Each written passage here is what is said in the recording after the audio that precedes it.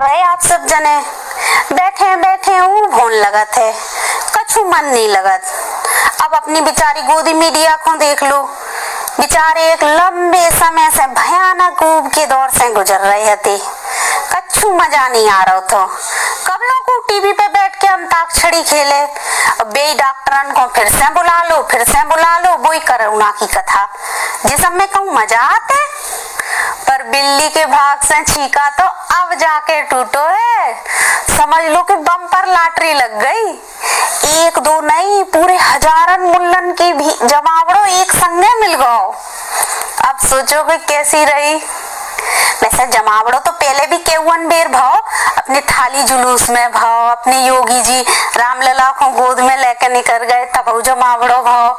अपने मामा ने तो जय करुणा के दौर में शपथ ले ली, जमावड़ो तब भाव।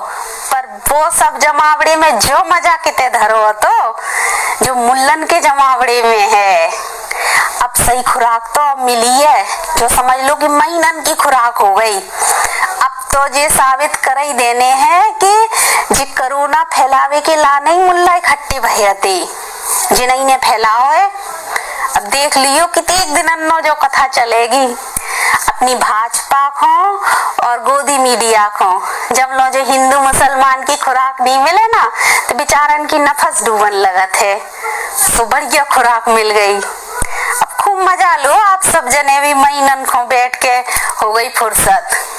जो ये सब चले कोरोना तो पीछे होगा। अब तो जे आगे आ गई बात, जय को मजा उठाओ।